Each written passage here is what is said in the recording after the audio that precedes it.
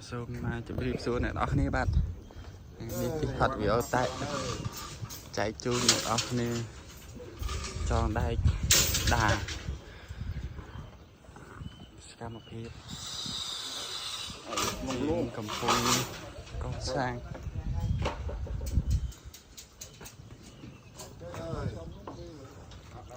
tròn đây đập vào mũi đi đơm đập bốn đây mà đơm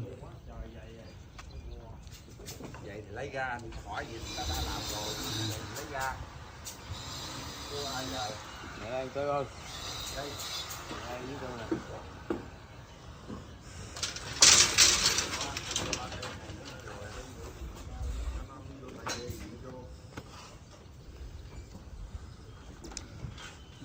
cam hiệp buộc sắt đà thải chính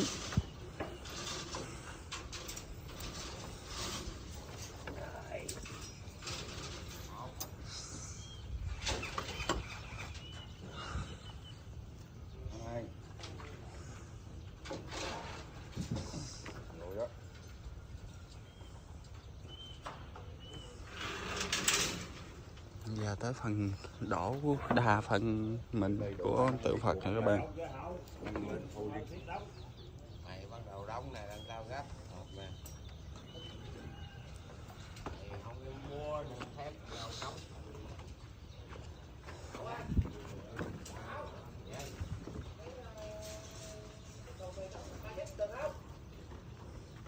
đóng 3 dắt đi, 3 dắt luôn 3 dắt đi, không sao đâu, 3 dắt đi, đóng rồi bắn luôn ha.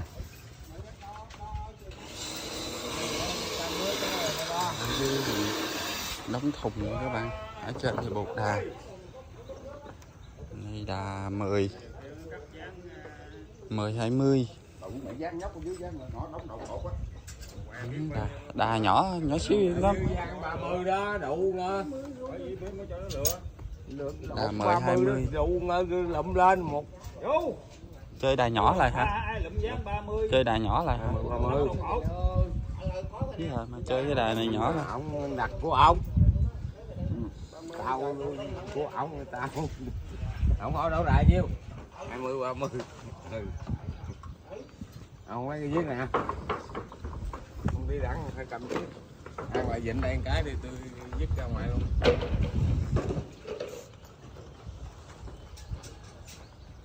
Đủ mẹ đo rồi, đủ mẹ xuống nghỉ rồi à, cho quả nó đóng đi.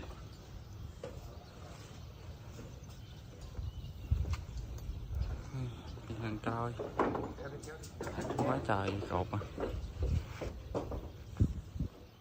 Chưa nha.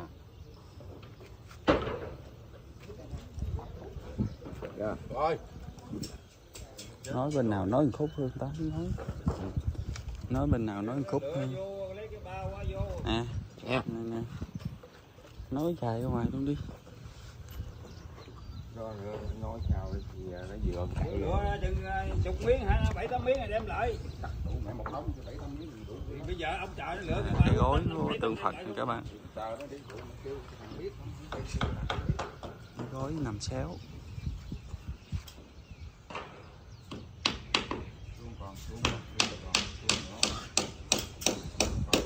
rồi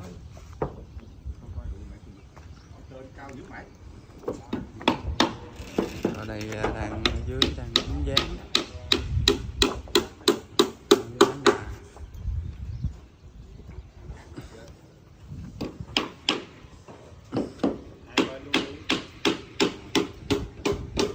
dán giờ không dám đi hết trơn miếng dán này miếng 8 chơi miếng dán này sao dám đi trời tới đó bây giờ qua 2 miếng nó phải rút qua bên này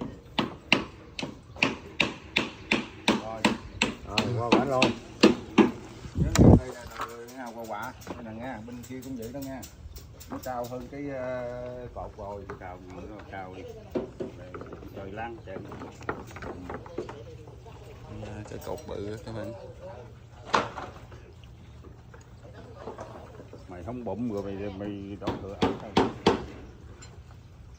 đổ đem lại chỗ cái gùa này nó kéo lên nè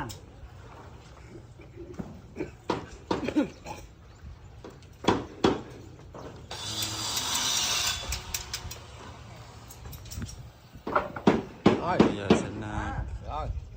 kết thúc video tại đây các bạn. Cảm ơn các bạn đã theo dõi kênh của mình.